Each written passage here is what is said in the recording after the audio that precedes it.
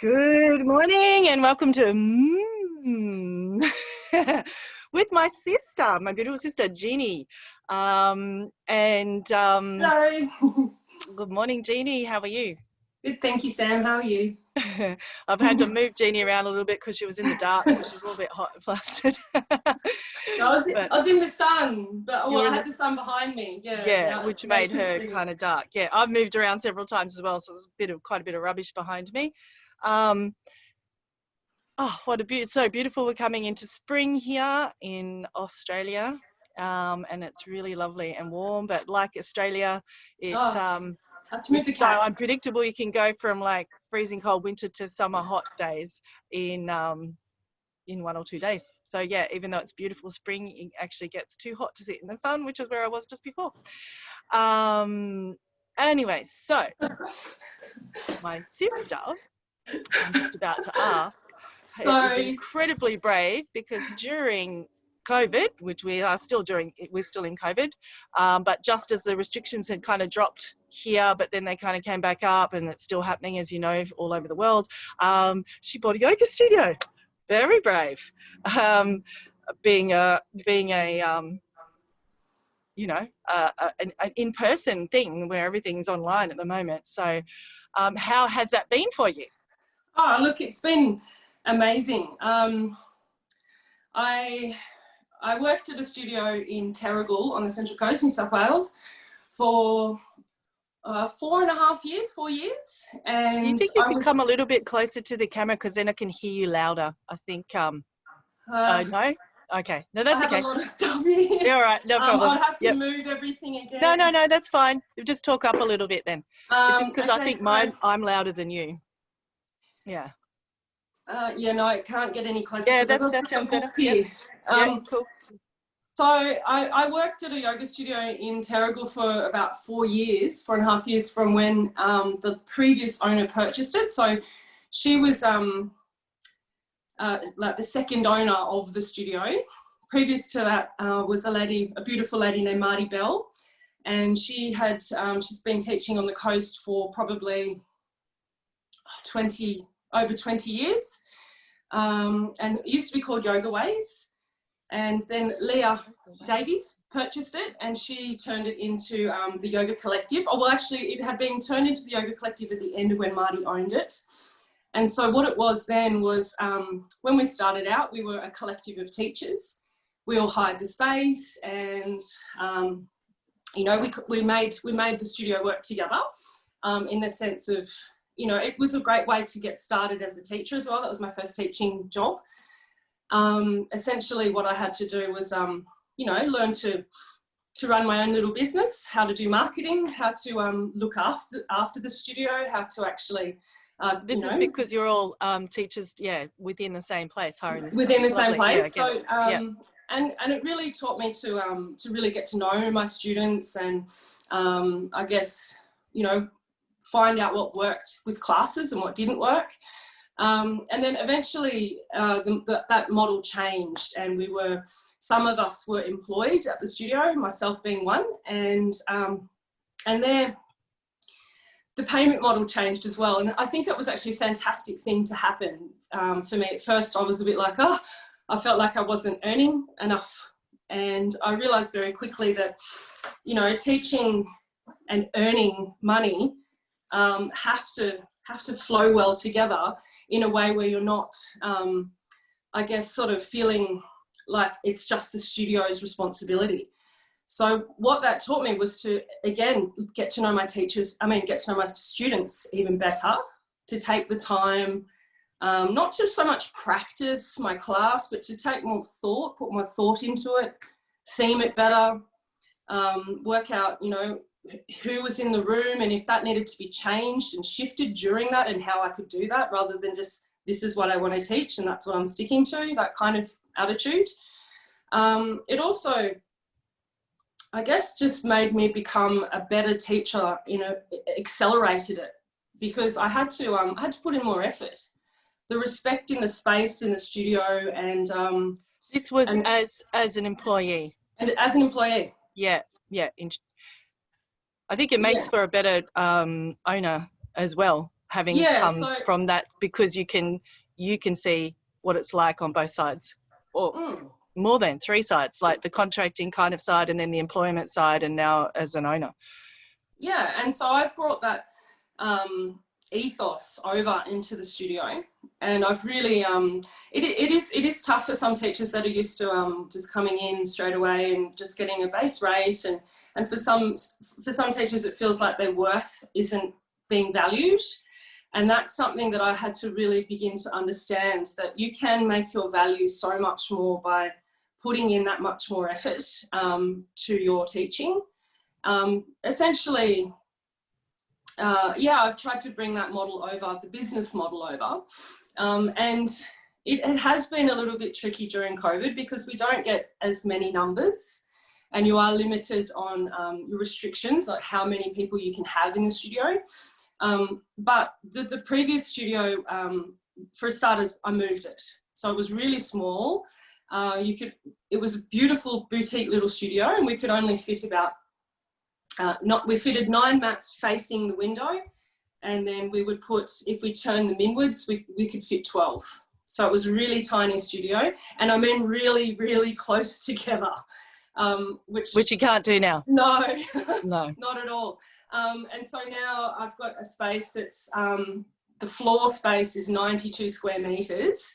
And then I have, additional to that, I have a space where there's a couch and the blocks and the bolsters, and then I have a little office as well. So in total, it's about 125 square meters. So now you can fit the same with, roughly the same, but with social distancing. So when COVID disappears, when COVID finishes, you will actually be able to fit quite high numbers. You've got quite a cleaning regime there too, I hear. Yeah, so for starters, I had to remove mats off the ground. You are allowed to offer mats, but it has to be done in a very strict way, where you actually have to maintain cleaning all of the mats. So they have to be thoroughly cleaned. And so essentially it was a lot easier to do all the cleaning, to have them taken off the ground. I've painted, well, not painted, it's like a permanent paint marker thing, little frame corners on the ground. So there's 4 square meters per person on the ground. We have 14 marked spaces. We're legally allowed to have 20 in there, but I'm not doing it. I'm keeping it lower. The space where with the 4 square meters. Yeah. Oh. Yeah. So the space where the teacher stands, where I've actually got the teacher's mat sitting on quite a large rug. So there's an extra space around the teacher. So that actually could hold another maybe 1 or 2 spots, but it would be pushing it. So yeah. For example, when we have a prenatal class in there, which is a course, we make sure that it's only sold at maximum 14 or 15. So it's, we're not going to that maximum number, because the maximum number is really the amount of people in the space. It's not so much, you have to take into consideration a yoga mat, and then also that 4 square meters with the mat in the middle. So yeah, it's been a lot of learning, a lot of regulations, a lot of jumping through hoops, and you're getting students, though. Yeah. So I'm keeping to a really strict cleaning regime. So everyone has to sign in digitally or manually. It has to be a printed government thing. A lot of people feel really uncomfortable about that, and I appreciate it. It's just, we have to, know where everyone's coming from, and I know that's an awkward thing in these times for some people. And then what happens is they've got the use of hand sanitizer, wipes, sprays. I offer a few different types of sprays for some people that are really sensitive to the ethanol. So there's a tea tree spray there as well, or a eucalyptus spray, as well as like the toxic ones. Really dries your nose out on a daily basis. It's disgusting. And so you'd be teaching quite a few hours there to start with. Yeah. How many classes are you teaching? I'm teaching, well, I was teaching 5, now I'm teaching 8, simply because we, couple of teachers have moved on, or we've had to shift a few teachers around, and I also cover. So it's really beautiful though that all the covers, what is, I think I've got a bush turkey at the window. Australia. Yeah, it's a bush turkey. Yeah, it's a really beautiful system though, because what we also do, we have a group of teachers that are within our teaching circle as well. So we have cover teachers, and those cover teachers and our teachers, they get to come to class for free. So we do that so that we learn from one another and we don't feel like we're in competition with one another. And if we really want to learn from a teacher who, you know, they might not have the means right now to go and do extra training, or even before pre-COVID. I love that, Jeannie. I've always done that in my studio. All teachers have free classes, and my teacher, one of my teachers, Andre Rayoho, all their students have free classes, and that's it's amazing. I don't know why more studios don't do it. Yeah, so I think a few teachers get a bit caught up in having to pay. They don't realize, oh, I'm an employee and I also have to pay for yoga classes. So, but each to their own. Yeah, everybody does what they need to do. I think what's been most important about it is, and not only for the students, but also for the teachers and myself, was really bringing back this sense of the community, or the Sangha.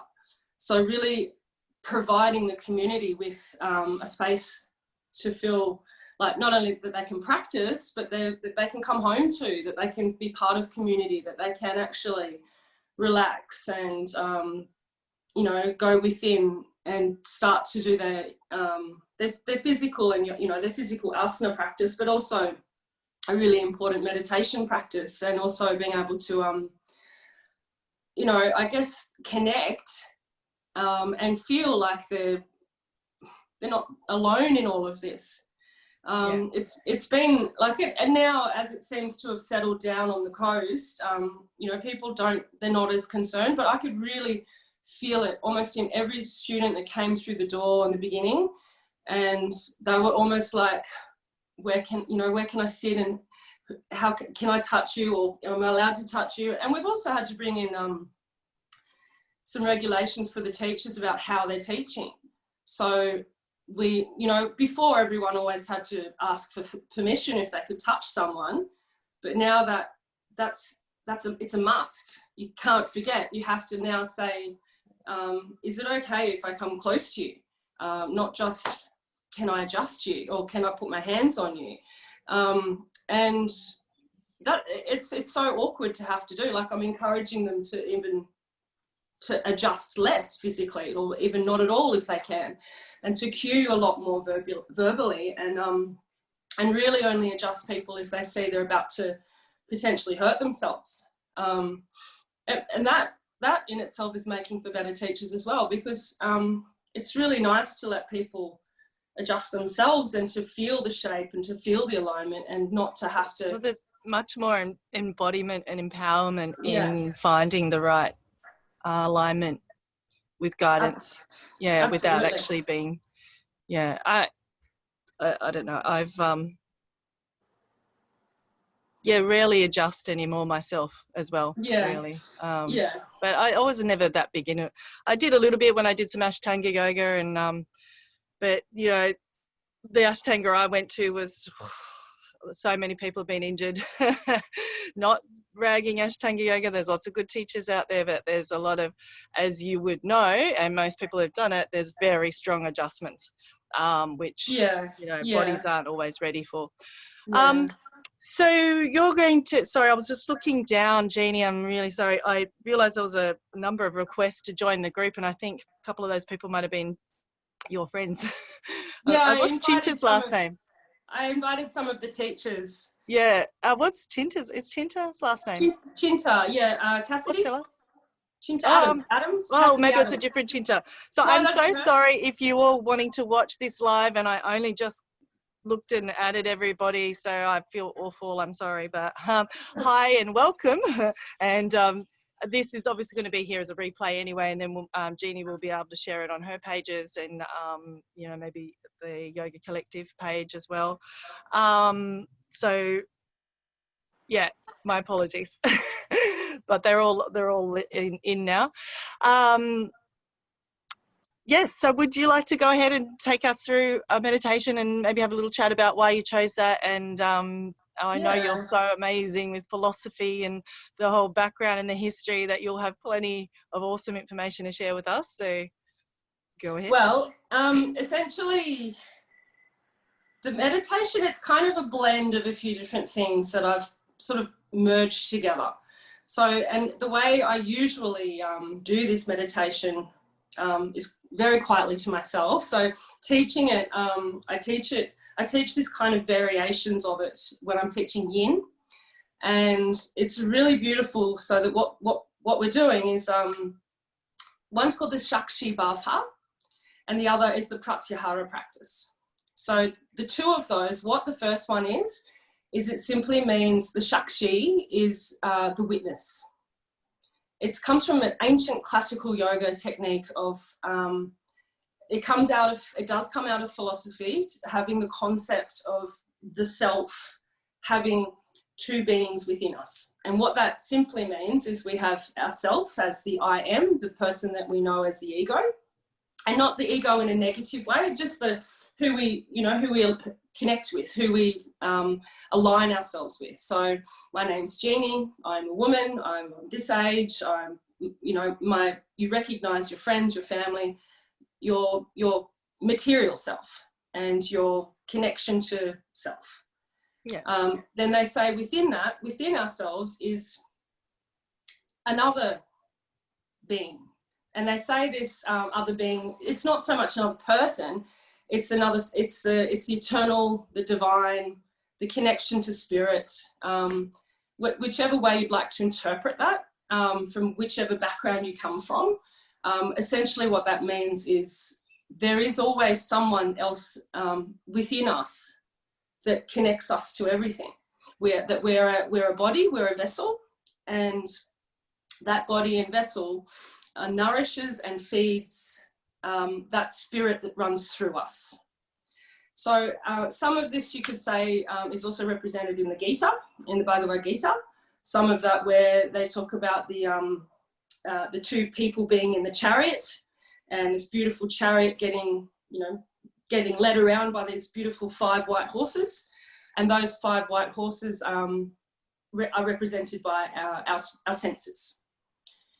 So the other part of the meditation is Pratyahara, means sense withdrawal, but I would really like to emphasize that the way that I try to help and encourage people to go into the Pratyahara practice is to actually notice the senses first, individually. We go through them sort of one by one, and as you do that, they slowly begin to sort of drop away.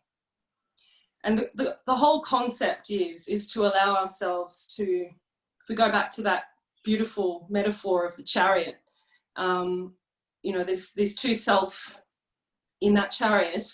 So often what will happen is we get led around by our senses. If we take a really simple example, one of the senses, taste. What happens to so many people when they get really hungry? They can shift, they can have an absolute shift. You might get hangry, as we call it in Australia. So angry, hungry. Or you might get really light and scattered and, unable to concentrate, and your personality can start to shift. I get so hangry. Yeah. Not always, but often, yeah, I'm pretty hangry. I know a few of my friends and my partner will say, oh, yeah, I know you need to eat. Just eat. Yeah. So if that, say, that one horse, that sense of taste, it turns into hunger, and then that sense of taste can then, that hunger might not just be a physical hunger. If it starts to go beyond that, it starts to be more than just needing to eat. That control of senses, if that sense becomes dominant for you, that horse becomes dominant, it might lead to other hunger. So for example, it might need, and it goes out of alignment, maybe it's where it gets overwhelming, that hunger might become greed. It might become a hunger for feeling empty, feeling a void, needing attention, needing to fulfill something that you can't quite taste. So it goes down this other route where, you know, it can become a negative controlling of you. And so that horse kind of tends to lead the way over to that direction, and the senses come out of balance. So that's an example of it. So essentially what we do is we look at, and it is a little bit opposite to most meditations, because I guess you do look at a little bit of the shadow side. You look at the little bit of the dark side of where it goes to. Because as we look into and lean into what can happen to the memories and the visuals that come up, it's a really nice way to observe and witness what's actually happening to yourself from an impartial self. So it's very introspective. It's a way to kind of be introspective to yourself, to observe and to witness yourself. And it's also a way to not only ask you to clear the mind, to be the witness of your mind. And in doing that, it gives you this tool to have this pause between when your thoughts or when your senses are taking control. It gives you a moment to be able to, like a tool to eventually be able to go, hang on a minute, I'm just going to rein that in for a second, breathe, pause, come back into the body, come back into the mind, come back into the ego, and then observe. So you take those steps back into the chariot, if that makes sense. Yeah, you sound like you're describing meditation. It doesn't sound different. I think that it sounds, and I love the analogy of reining the horse in, and I love the way you've described that. I think that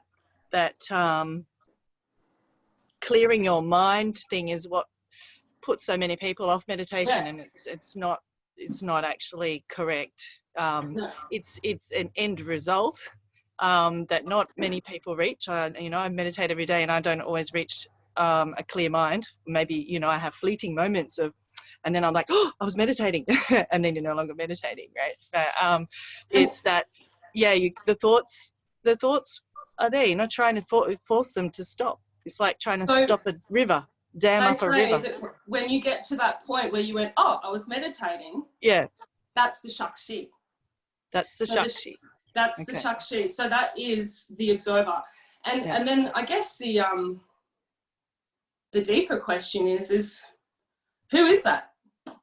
Yeah. So do you? I thought that. Well, I didn't know the name was Sakshi, but I thought a similar, like when you're giving someone tools, so you're watching the breath, you're repeating a mantra, and then you're also thinking, because your mind's busy, so you're repeating your hum sa, observing the breath, thinking this, thinking that, and then someone's watching all of that. I always thought that was the witness.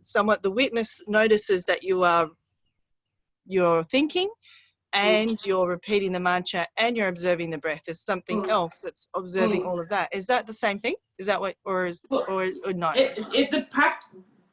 I guess the action is what that is. The action of Sakshi.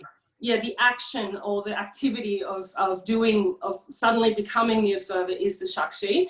I guess in philosophy of the Indian practices, they would probably say that is the Atman, and if you went even further, it would be the Brahman. So the Brahmani Atman. So but then we're kind of getting into a specific type of philosophy that it goes down the lineages of, I guess, it goes towards Hinduism, and some of that isn't. Some of that comes from the Gita. Some of it, which is more of a metaphorical, massive, beautiful tale of the mind. It also then goes back to Upanishads and then into Vedas. But the Upanishads really, I guess, that again is another beautiful philosophical tale. But to me, the Gita is just beautiful in the sense that it really is an explanation of ourselves, of our mind. It's this beautiful ancient psychology that was put into this grandiose tale, this ancient tale.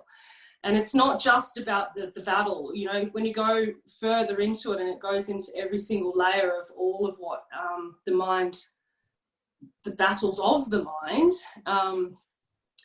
it really allows for that space of moving towards being in the Sakshi activity. However, if you were to, they say once that you can switch into that is sort of living in the Atman. So the Atman is representative of the soul, our soul. So quite often we're not sitting in the soul consciousness, we're sitting in the ego consciousness. So we're, you know, I want this and I think that, and why did I think that? Oh, that's because of this and that's because of that person, or that this happened or that memory. So we're still attaching to a lot of ego. And as we begin to go through part of the reason why it's really beautiful to teach this in a yin yoga practice is they're finding more and more research, and they're doing more and more research, and they're finding more and more information around the fascia, the connective tissue in the body, on the physical sense, having a neurological response to the mind. So if the fascia can have a neurological response to the way we're thinking and reacting in memories, or even something we're observing, say a movie, then we can hold to a degree that emotion in the body and that memory in the body. So sometimes I see, and I myself as a teacher witness people, things coming up for them as they're putting pressure into their fascia and as they're in the pose. And it's not just, and it's not, this is not just my opinion, like this is the feedback I get from students, that they're actually experiencing a physical release of things coming out of the body. So it's, in a sense, it's not just that stretch made me feel this way. Sometimes it's you know, it takes them back to something that happened many, many, many years ago, or a place that they went to. And it could be that they've had this stored physically in the fascia, in the neurological body. Yeah, so issues are in your tissues. Yeah. Yeah. Mm. So yeah, look, you're gonna lead us through. Yeah. So we'll when you, I love that, because I know if I can imagine we could talk for a very long time, or you could help me with this topic for a very long time. But I want to keep it sure. At a more watchable amount. These have been creeping. I started off with half an hour ones, and they're creeping up to hour, which I love, but I don't know if people love watching that long. No, I understand. So you can give me feedback if you like these hour-long ones. I love doing them, but I will also make sure I include the shorter half-hour ones. Roughly how long is your meditation going to be? Probably only 15, maybe 20 minutes. I don't think that. Okay. Yeah, I don't. So during it, I will switch off my screen, and I'll still be here. I'm just switching off the screen, and we can focus on you. You're welcome to go ahead whenever you're ready. Good. I'm going to see just before. I'll see if any sound in the background sounds okay. Tell me straight away. Sure. Tell me if it doesn't straight away. I'll just turn it off. But it, because I have a bit of a musical background, I feel like I wanted to talk about your DJing and all your background, but we've already gone half an hour. You know what? Just have to have you on again, Jeannie. Yeah. That's all. We'll just have to do it again. I just touching on that, I feel like myself, I tune into my sound. My strong sense is sound, listening, hearing. And so I just really, it helps me a little bit when I'm to tune in and such. So when I do talk to Jeannie again, not only was she a DJ, she was also a ballerina. So she does ballet as well. So there is more to talk about, but not right now. I'll just find one quickly. I'll just find something that's on the laptop so that it's not, Just something simple. And so you often teach this when people are in a yin poses. So for those of you who don't know what yin yoga is when you hold a pose generally supported in the most comfortable way that you can, with there's still effort, and you hold that pose sometimes from 2 to 5 minutes. Yeah. So people are in this pose, and Jeannie is sharing this form of meditation with them. Can you hear that music? Not really. I can't. That's okay. Okay. No, that's good. okay, because it will assist. It'd be my prop. Yes. my Beautiful. prop. Beautiful. Okay. I'm going to mute myself so you don't hear the aeroplanes and all the background sound. So namaste, yogis. For those of you that are meditators, for those of you that don't practice the physical yoga, it's all yogi. So welcome. I invite you to just come into a comfortable position. So whether that be seated on the ground, cross-legged, you might like to just sit in a chair. You can cross your ankles if you're sitting in the chair, and just hands out and open. You don't have to have any particular mudra, just hands out and open, back of hands on the knees. We'll just begin to take a nice, long and slow, deep breath in.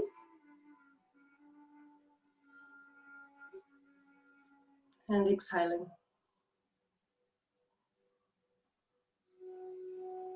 And as we begin to take a deeper breath, I invite you to draw the breath down towards the belly button and fill the belly up. Let the belly drop forward as you're inhaling. Rise the breath up into the diaphragm and then all the way to the top of the lungs. Long exhale. We do this again, breathing into belly, diaphragm, and then up to the top of the lungs. Exhale.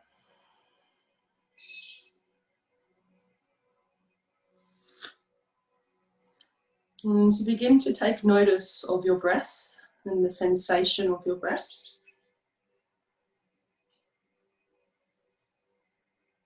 Just coming back to a regular breath now. Just noticing where the breath is residing, if you're breathing high in the chest or if you are allowing the breath to go just that little deeper into the belly.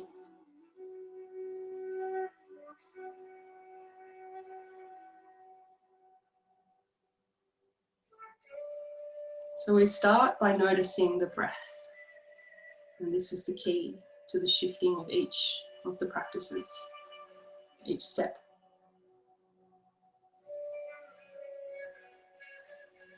So just beginning to allow for things from your morning or your day or your week to just begin to drop away.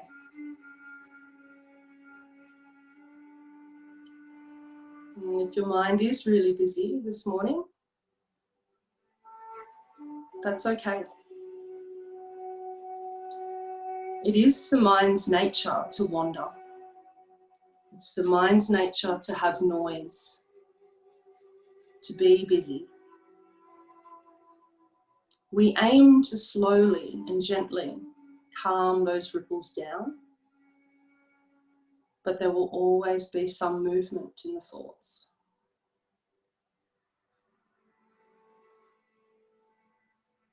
So here we begin to observe.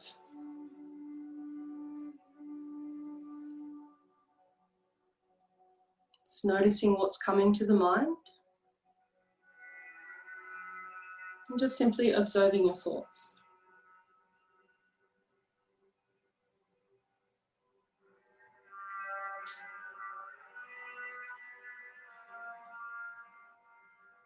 Beginning to take a long, deep breath in again, and exhaling.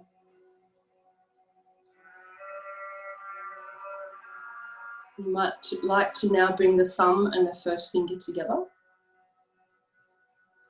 Make a little circuit with the hands.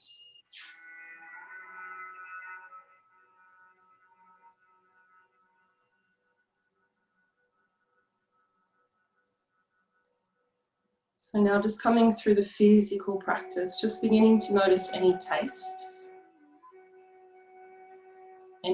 in your mouth.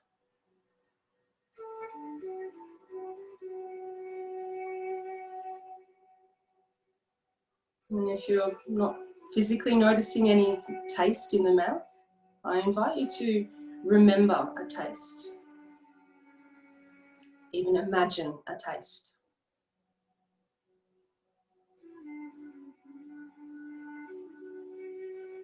It might be your favourite food.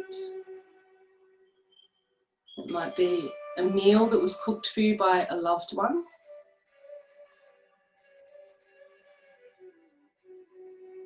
It might be memories of far off distant lands that you've travelled to and the beautiful foreign food that you ate.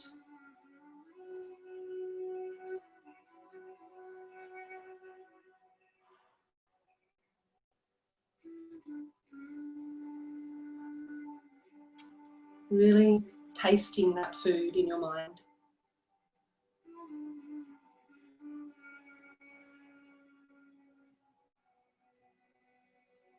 And here we begin to step back into the Sakshi, so observing. What did this sense of taste spring up for you?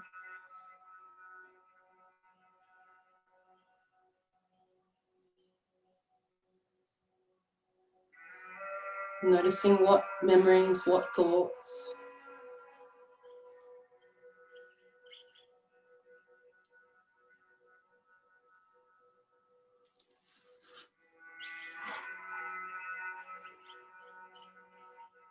And what emotion.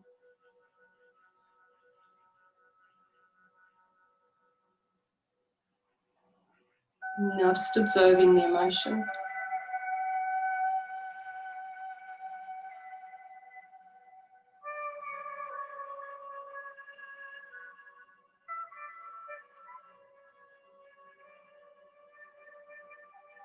Coming back to breath, let's take a nice long deep breath in.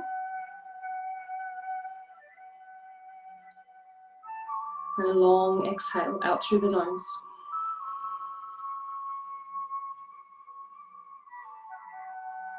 Connect back to the breath. Now we come to the sense of touch. Noticing firstly how your clothes are feeling on your skin, the earth beneath you where you're sitting or the chair you're sitting on, the mat you're lying on.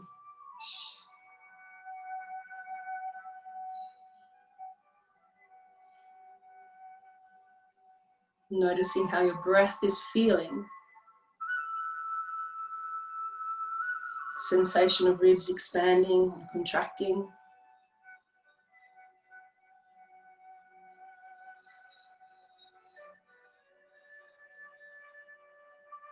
And now I invite you to ask your body, how is your body feeling today?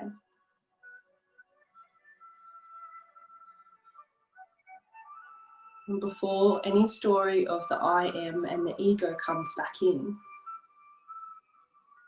just your body.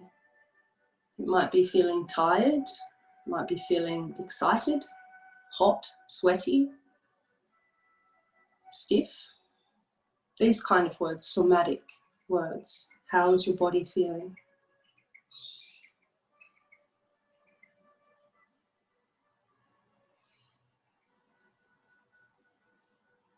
Just observing what might be trying to push through from the ego. The ego will bring up stories of the day, stories of how yourself, how the I am is feeling. Just coming back to how your body's feeling.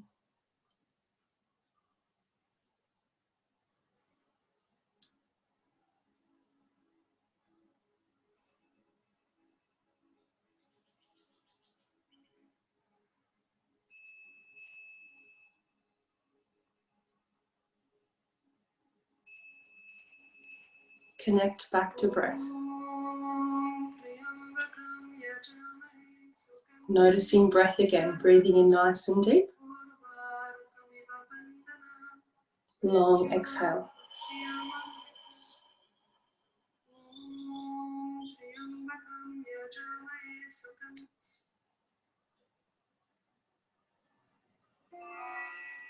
And as you begin to now come into the third sense of smell,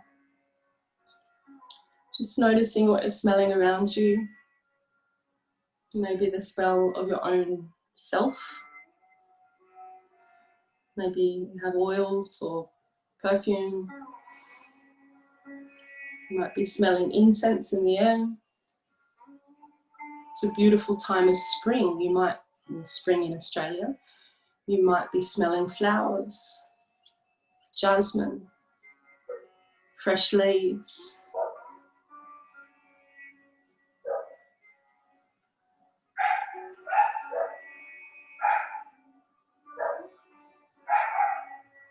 What might you be noticing in the sense of smell?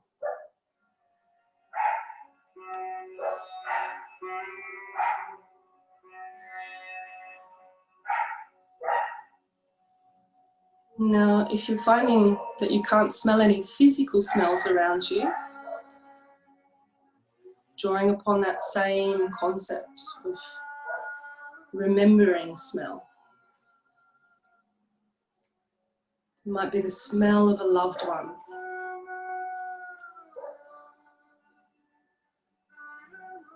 The smell of a beautiful place you remember.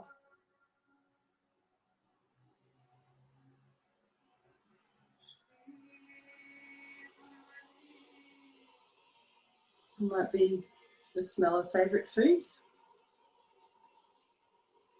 smell of an animal. Where does the sense of smell take your mind? Observing.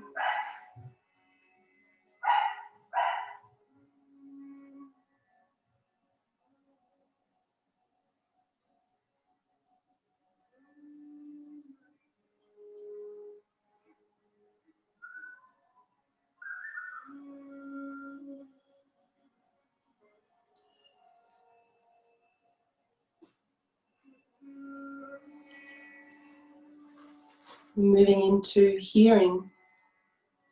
Tune into the sense of hearing. What is it that you can hear around you?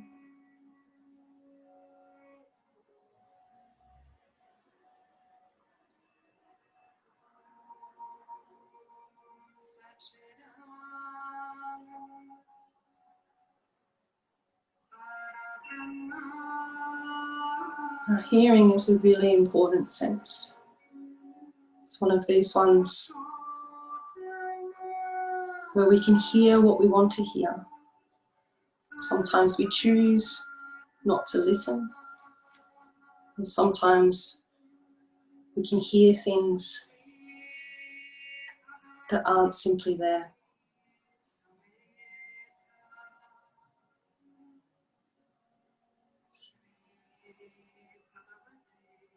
Are you allowing yourself to hear one another well?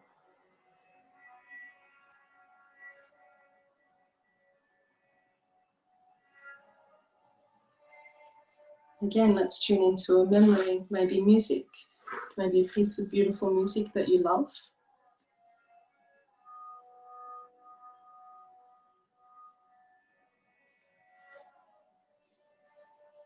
But as we tune into this important sense of hearing,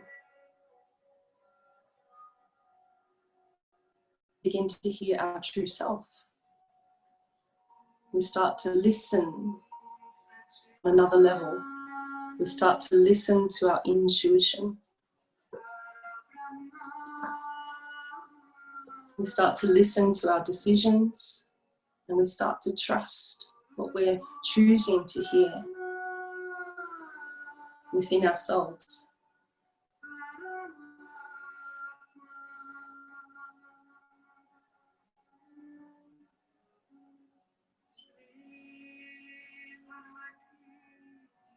And finally, your sight. Just noticing if you have closed eyes, any colours behind closed eyes. Just observing those colours.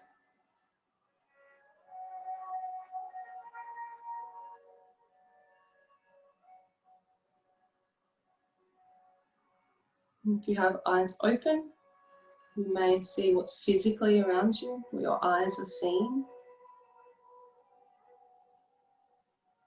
And as we tune in to the sense of sight, again, we begin to truly see the world in front of us, the way we choose to see it. It gives us the ability to be in a world that we choose to see and to bring forth visions or ideas, manifestations or creations into our world.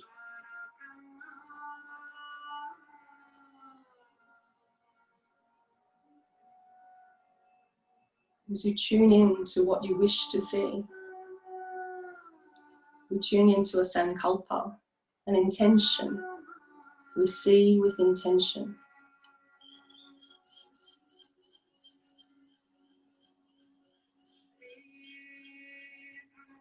Sight is creation.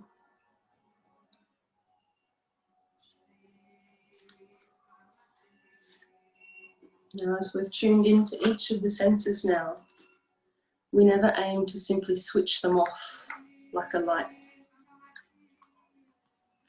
There is no way to just simply turn off all of the senses.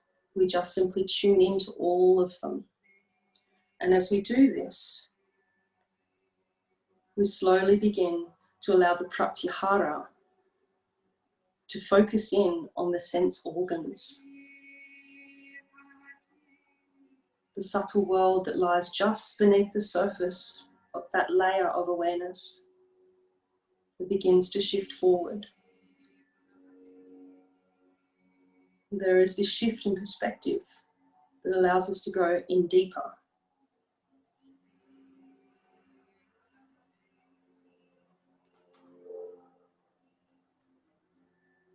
As we become attentive and tune into that inner experience, a wealth of knowledge begins to arise.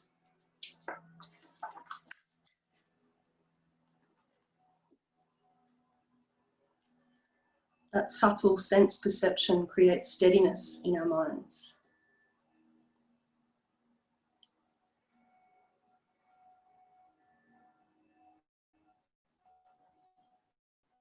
Noticing if the senses have quietened, and if the mind is still busy and it's still bringing up a lot of images or memories, we just simply observe once again.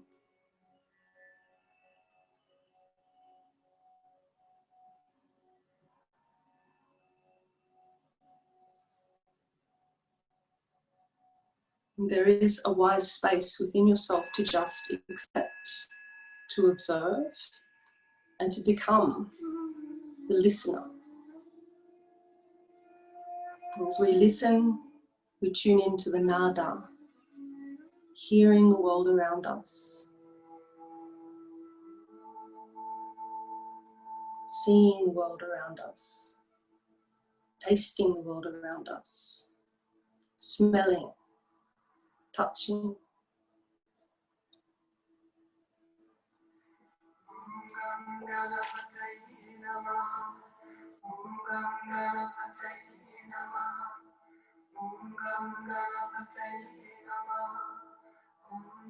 And there is a timeless wisdom contained within all of us. And once we touch that divine spark within yourself, your world will change. And as you allow your mind to drop deeper, orientate your point of awareness to the seat of the sacred within yourself. And here you will truly experience another layer of peace.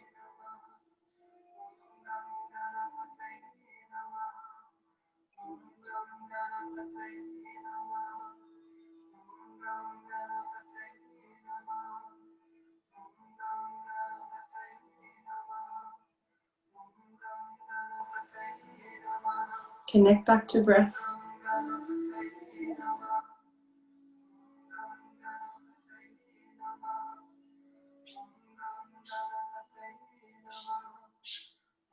If your eyes are closed, just very gently beginning to take your eyes back to the sight around you, opening your eyes.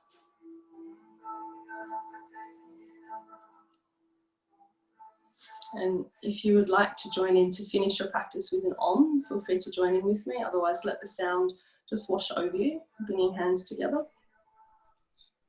Taking a long, deep breath in.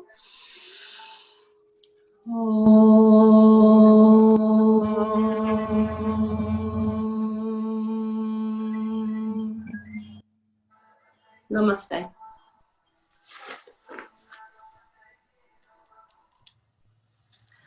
think I might have made that a little bit longer than.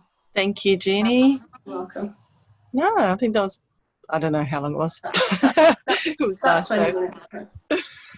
It is very different to teach it without the physical practice. It's usually spaced out over 75 minutes. So.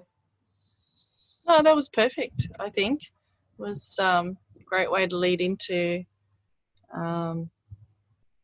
feeling peaceful, and that's all we can do is sort of, with meditation, is use the tools to set up the environment. And as Mark, one of our teachers says, is that it's meditation is it's spontaneous. It's not, when we sit and focus and do what we're doing now, most of us are not meditating, we're concentrating. Yeah. So all the tools are concentrating, withdrawing the senses. Everything we do is concentrating, creating the what would you call it, the perfect place to just launch off into perhaps real meditation or not, which is that Sakshi, those moments of whatever. But that's why some people, just boom, they're just enlightened, and it's because you can just know it all if you choose, but most of us cannot, me being one of them. the beautiful Lifetime. part of, and look, I think the reason for me why a lot of people comment about my philosophical knowledge in teaching, and I always in my earlier days had this inclination to hide it or pull it back or not talk about it too much, but in fear of losing students, that I was that they thought I was teaching them some kind of voodoo, and in reality the philosophy is, for me, so much more of a psychological tool, especially in this day and age, in this climate, in this time right now. And another time I'll share with your friends and community why so much for me as well, all throughout my life, all the things I've been through, the tools it's given me to step, like you said, step back into that consciousness. So many times I've had things in my life that have been extreme or hard to deal with or traumatic or, physically, emotionally, environmentally. And these tools, they teach us that we're not those things, that we are simply that thing that we're connecting back to when we lift away from it all.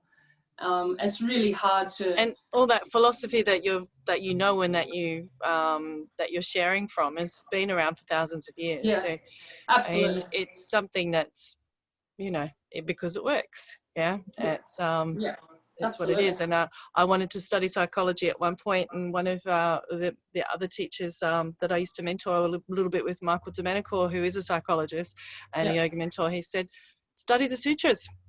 That's psychology. It's yoga psychology. It's cheaper. It's cheaper. You're doing yoga, study it. It's the original psychology. Absolutely. I mean, I think, where was it? There was one of the, I think it's Sutra 1.3, which is the Pratyahara. I've actually got it here in front of me.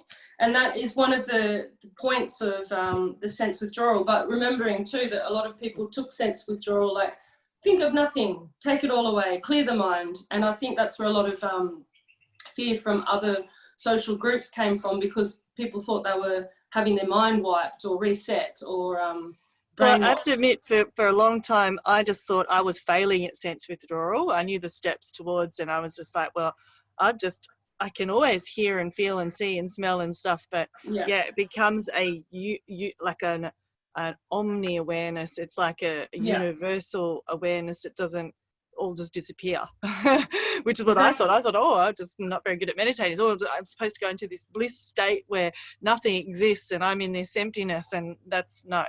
I mean, some people have visions and go off, but essentially that's not what it is. Yeah. No, and I mean, really what it's supposed to do is allow us to like go back to that analogy of the horses and the chariot, to not be dragged around by it.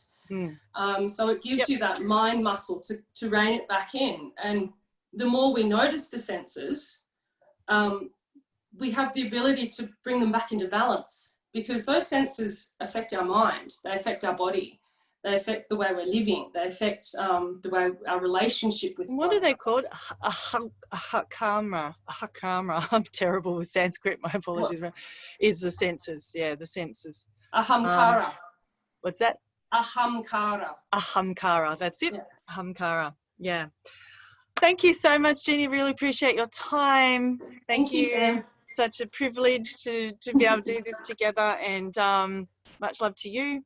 And love you, my big sister. We'll share it with you later. Thank you very much for watching. Please hit some likes and comments and loves or whatever. It'd be great to hear from you and what you got out of it, and just whatever.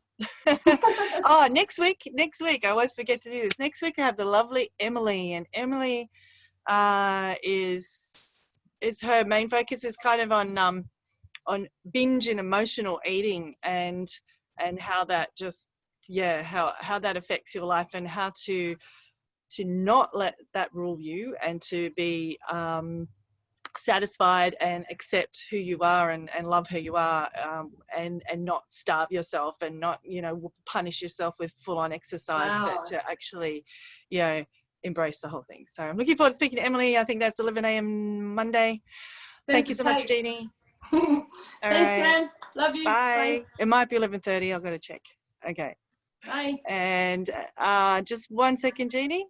I'll just finish the record.